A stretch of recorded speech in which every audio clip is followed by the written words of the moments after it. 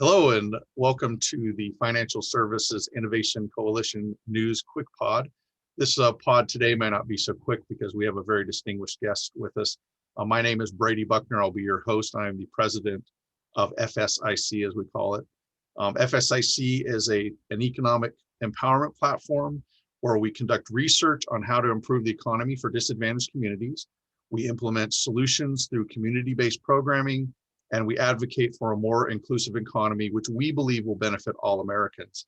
Part of that is, the tax system. And today we have Maura Quint. She is the executive director of Tax March, and she's going to talk to us about how they started and what initiatives they have currently. And then hopefully we'll just have a discussion about Tax the Rich, one of their initiatives. I think it started back in 2019. So Maura, why don't you tell us a little bit about yourself and about Tax March? Sure. How far back do you want me to go? I could start at the beginning here and give you a whole bio, but that probably bore Well, you. I trust you. You were voted by Rolling Stone magazine as one of the funniest top funniest Twitters. So I have faith you'll be able to talk about something that we'll all enjoy. So, but anyway, I it's open to you. I was, and it's sort of an interesting pathway for me because I was on Twitter writing jokes, and I worked in nonprofits, but I was sort of a comedy writer on the side. And in 2017, after Donald Trump got elected, a friend of mine who was a comedy writer, he wrote for the Colbert Report, which was still something that existed at the time. He tweeted out following the Women's March that the next march should be on April 15th to demand that Donald Trump release his tax returns. Okay. My big contribution was to retweet it. That was it. I did this great thing. I hit retweet. Boom. And heavy lift. Yeah, it was a big deal, I put a lot of effort in. But I watched this tweet blow up. People were super excited. They were really, really interested. They started running at this idea. And, I reached out and said, hey, this is kind of neat. This seems like it's happening. Can I help out? And I just sort of jumped in and started coordinating with people who were planning their own marches in their communities, and trying to pull it all together into one cohesive thing. And that was the start of Tax March. Well, it seems how gratifying. Like there's millions of people doing millions of tweets a day, and to have one that just people organically respond to must have been really exciting and giving you the energy to actually start this organization and now have it be effective in an advocacy standpoint. It's pretty crazy. I mean, Twitter's a terrible, terrible place, but some good does come out of it. And this is one of the good things, actually. Tax March started with a tweet, and it was fantastic to see how excited people were and continue to come out and talk about taxes. And what started out as a demand for Donald Trump's tax returns rapidly turned into a call for a fair economy and for us to reshape our tax code so that it actually works for everyone. Because we have spent, as decades upon decades now, 40, where are we in time? 50 years at this point At least, yeah. Yeah, of this tax policy that has been moving gradually, such that it is solely meant to benefit the wealthiest people. And, it's time that we not just stop that trend, but reverse it, because our tax code does not have to be one that just delivers to the rich. Yeah, the pendulum is all the way to one side right now with the tax bill that the Republicans passed. And I when I heard about your organization and when we met, I was absolutely delighted that you're taking this head on. You're not punching or pulling any punches. In fact, you have an initiative called Tax the Rich. In fact, I want to get that T-shirt. I heard you mention about the T-shirt, and I want to get one of those because I think that we need to quit hiding from that fact. The wealthy are great. They should be wealthy. I want that for people. But you know what? They've taken advantage of this tremendous set of strong laws and these situations where we have this huge economy for them to benefit from. And they're just hoarding wealth because the tax policy has been such that they pay less and less and less taxes. So tell me a little bit about the Tax the Rich initiative. I think it started in 2019. Is that correct? Yes, absolutely. That's when it started. And you send me your T-shirt size after this, and we will get you not just a T-shirt, But we have masks too, tax the rich masks. So you can really go out Oh there and just man. wear it right there on your mouth. When you're not speaking, everyone knows what you want to say. Tax the rich. We, yeah, we started it in 2019. So we are not a partisan group per se, but we do tend towards policies that are generally supported more on the left than they are on the right.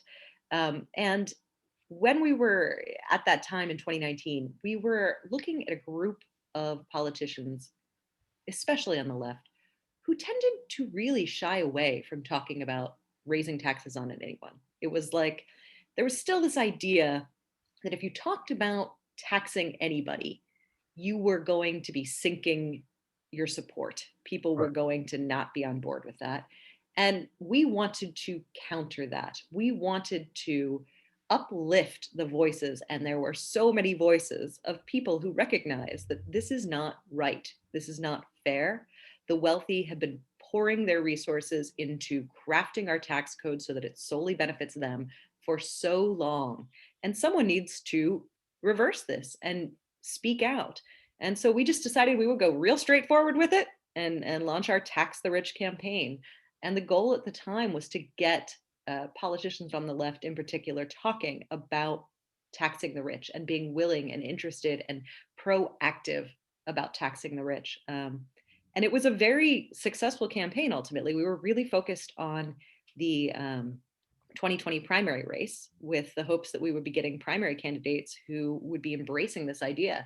And in fact, we did. We had a slew of primary candidates for the Democratic nomination for president who were all putting forth really interesting policies to raise taxes on the wealthy. So it was a fantastically successful endeavor.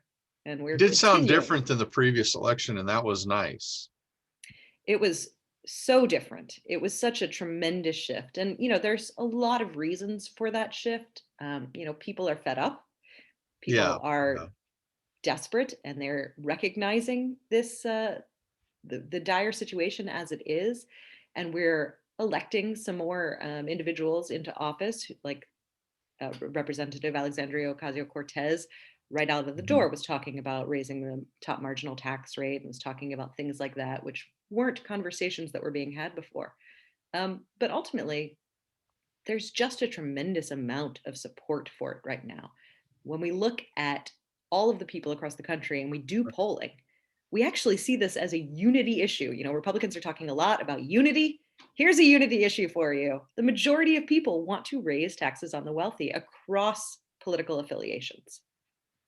Yeah, there's a lot of angry people out there. We know that, and it's very easy for them to yell tax the rich and pick on the rich because they have almost everything. The top one 1/10 of 1% has more wealth than the bottom half, or some Yeah, statistic like that. We know mhm, those are out there, but in reality, we're not just trying to say tax the rich because we're angry. We're trying to say tax the rich because they'll lose some money that they're not even really utilizing. They're hoarding it. I mean, they really are. There's just, it's just it's a way for them to, measure how successful they are versus other billionaires. After $1 billion, how much can you spend? If we shared some of that, if they shared some of that, the real good that would come out of this, everybody would be better off, because as a capitalist society, as a capitalist economy, money was meant to be continue to swirl around in that economy, and by being sucked up to the top and sucked out of the economy, essentially, it's bad for millions and millions and millions of workers. So that's why I love the tax the rich um, initiative, that you're just going right at it, and we need to stop apologizing. I agree with that's you there. right. No, you're absolutely right. This is not in any way about any sort of vengeance. It's not about there being no rich people, but it is about what is fair. And at this moment in time, the wealthy are contributing far less than the rest of us are contributing. We are, in fact, shouldering their tax burden. We are subsidizing the rich right now. And that is Yes. ridiculous. There's no reason for that. Obviously, they can afford to pay more. Obviously, they can afford to pay their fair share. obviously they can afford to pay into the systems that they take advantage of on a regular basis. We shouldn't have to be paying for them to exist. Right. That's Some of them admit too that. far. Like Bill Yep. Gates has said that. Warren Buffett has said these are some of the richest men in the world, and they even acknowledge that. Oh, yeah. And Uh, yet we can't get anything done about this. And so we really need you guys to be out there swinging, you know. And that's part of it too. When we look at even just our basic democracy issues, we're talking about wealthy having so much expendable money that they just don't have anything to do with it. They can invest Right. into politicians and into races and into policies that specifically benefit them. So taxing the rich as well is a way to start to equalize that, because the rest of us also deserve to have political capital and do not deserve to be living in this sort of oh, what is the word for the ruling of the wealthy? I can't even think of it at the Yeah. moment. Yeah, there's many names for it. Yeah, they slip on my, autocracy. You know, we use terms like a wealth care system because only the wealthy can afford health care, and there's Right. everything has benefited. I mean, and that's nothing new over the centuries. But this country was just roaring back when we had this giant middle class, and that middle class was artificial because of the post-war economics and economy. I'm sorry. Hmm. And you had tax rates that at the top were very high at the not so. For instance, we believe that to have a tax rate for someone that makes 400,000 versus somebody that makes $1 billion is wrong, and that we should tax passive income at a much higher rate because it's money you've either inherited or that you earned, but it's just sitting there. It's just you're having money sit there, earn more money. It's Right. not really contributing to the economy. How do you guys feel about that? Oh, absolutely. I mean, we definitely believe that passive income should be taxed at least the same rates as income that is made through labor. It is absolutely ridiculous that someone goes to a job right now where they are, punching into a clock and they are working, they are putting their labor into the system and they are getting taxed at a particular rate. And someone else who was just given a batch of money, who is just receiving capital gains, who is doing no labor, who is doing nothing, is getting taxed at a much lower rate. So that's just a sort of an absurdity of the system at the moment. It makes no sense that that is how we Right. should do. It actually used to make sense back when people took risk because there was a risk, what's called the risk premium. We all know about that. And people used to take a risk and then they would make these capital gains. And the capital gains were big because the risk premium was large and they could lose a lot of money. But nowadays, anytime rich people lose money, we have a giant government bailout. So every decade or so, we have an economic recession of tremendous proportions. And every decade, we have a big bailout. When was the Yes. last time that you remember the bailout bailed all of us regular folk out as opposed to the corporations? Because when those bailouts come, maybe they're not happy about it in general, but they're dancing in the corporate boardrooms. Oh my God, we got this passed. People at home get a $1,200 check and they're going, oh my God, I can actually take a breath and buy some food. Yes. That's not a win. That's not a celebration. When are we going to, if there's going to be a bailout, how are we going to have a celebration? And anyway, I'm getting off on a No, tangent you're here. absolutely right. There has been an ongoing sort of mantra from the wealthy and from major corporations of bailouts for me, bootstraps for thee. It's all about, we are the I ones who are like going that. to get these big influxes of money, but you should just, not buy avocados and to save more and all of that kind of lecturing down to people who are squashed and are have very few options. Um, but they have absolutely the wealthy and wealthiest corporations have absolutely no problem putting their hand out for any reason at all. Not even because they need it, Right. Like just the because. the biggest capitalists, the most successful capitalists in the world are the ones that advocate the heaviest for socialist policy. For Take themselves. tax Yes. dollars from everybody in the country and give it to me so my business that I mismanaged can survive. Sure. We look at a corporation like Amazon. That's a good one to point to because a lot of people are aware of it. We use it. We know the company, and a lot of people have talked about how they paid less than $0 in federal taxes, which Amazon, I think, is a really interesting example, specifically because the structure of Amazon utilizes so many public infrastructure things that we are funding. Amazon is reliant on us making sure those roads work and they can get their trucks out there, that our bridges are still standing and they can move those products from one side of the country to another. They are fully reliant on the things we're paying for, and yet they are not Right. paying into that system at all to keep these things up. So yeah, it is absolutely a form of corporate socialism, but for them Right. only, not for us. We're going to be talking more about that. FSIC is doing a series right now on, the capitalist system we have not being really a capitalist system anymore. And that's why it's not working for about half of Americans.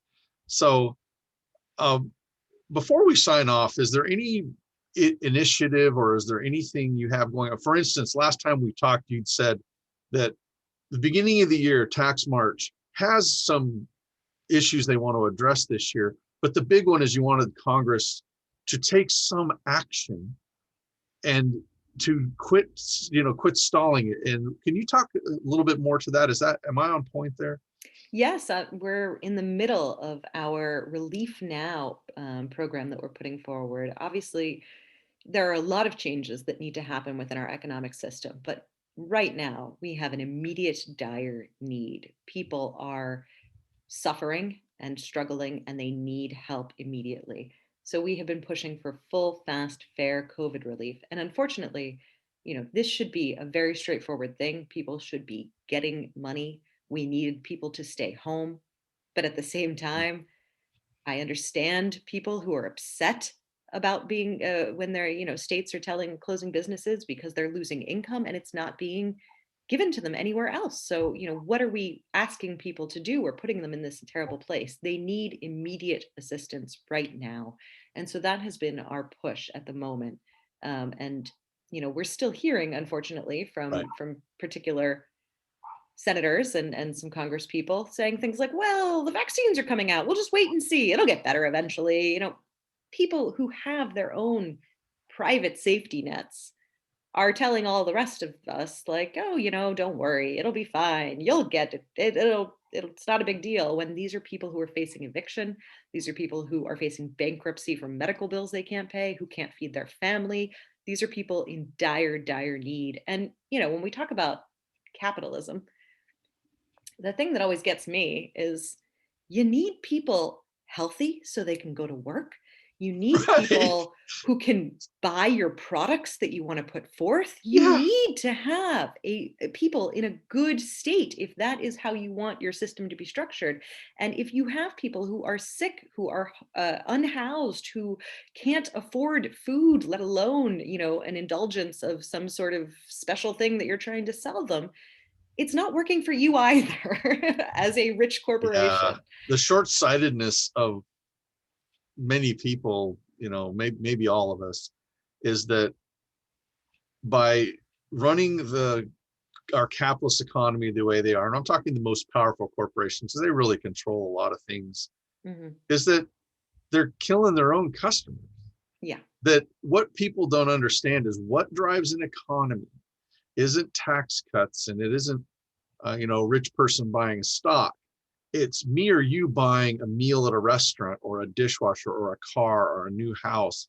It's spending money into the economy, because then the multiplier kicks in. That restaurant owner spends that next dollar. So the relief bill isn't just about giving a handout to people. It's actually a tax break, is essentially what you could call it.